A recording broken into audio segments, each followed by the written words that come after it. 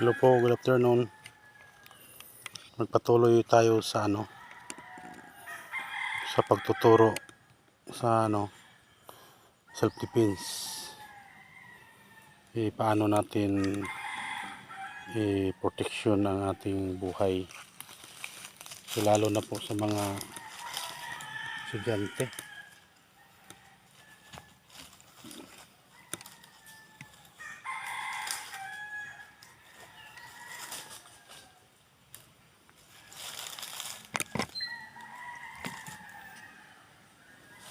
Lalo na po ngayon kasi talamak ngayon ang droga or bisyo. So, gusto ko ibahagi sa ating lahat na ito walang bayad po. Pre po ito.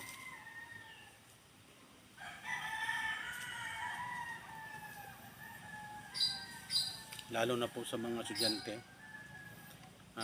Marami po nangyayari sa atin na kinidnap tapos pagsamantalahan sa mga taong adik. So gusto ko po na maturuan sila paano po pagproteksyon sa kanilang buhay,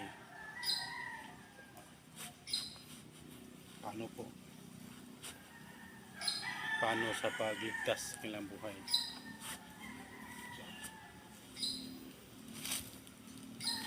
Ngayon po sana mapanood po itong video sa lahat dyan ng mga estudyanteng babae o mga lalaki. Kailangan po natin, kung sakali man may mga tao lumapit sa atin na hahawakan kita or ano bang gagawin sa iyo, yung tinatawag natin scientific martial arts. Ang mahalaga po sa tao, mata. Kasi yung isang mata ng tao, kapag maparalyze yan, yung tao na yan wala nang kwenta, wala na siyang kwenta. So ibig ko pong sabihin, malaga sa tao talaga yung mata. So ngayon, paano mo sila maparalisa, paano mo sila maproteksyonan yung buhay mo. Ang gagawin mo, huwag kang magpanik. Kasi bata pa kayo. Kailangan may dala-dala po kayong ballpen. Kagaya po dito. Itong ballpen po ito magbigay sa iyo ng protection. Kailangan ilagay ito ninyo sa dali lang makuha, dali lang mabuno. Ang buong katawan ng tao, ang mahalaga doon, isa lang.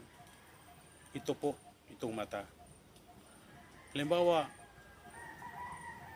hawakan kayo sa mga tao na mamasamang tao. Hihilain po kayo. Ang gagawin po nyo, huwag kayong magpanik, inday. Huwag kayong magpanik. Kailangang isipin ninyo saan nyo nalagay yung ballpen.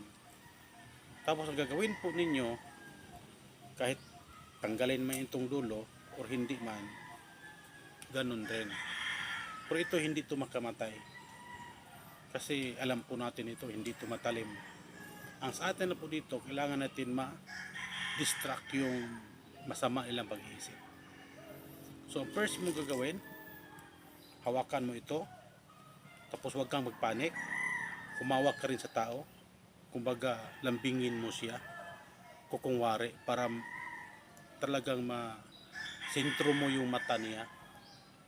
Pag hawak mo, bigla kang bubunot, itusok mo kaagad sa mata ng isang tao, yung tao na may balak sa iyo rapin ka. So sana ito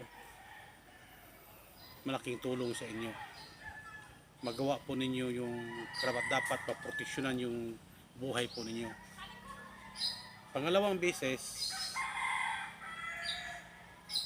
ang gagawin po ninyo, kailangan Itong ballpen na po ito, tanggalin tong dulo. Pangalawang beses ha. Kung sakali yung tao malaki, matangkad, tapos mahirap tamaan yung mata. Ang gagawin po ninyo, dito banatan po ninyo ito. Tusukin po ninyo itong ballpen na to para ma-neutralize ang lakas po niya, para makaligtas ka, makaalis ka, makatakbo ka.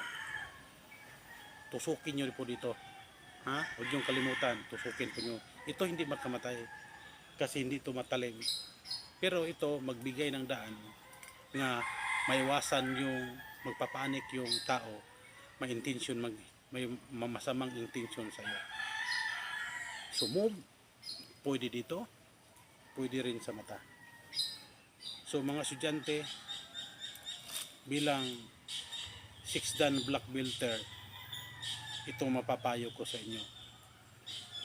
Kahit hindi po kayo nag-aral ng martial arts, basta gamitin lang po ninyo yung scientific techniques. Marunong kayo o hindi kayo magpanik. Thank you. God bless.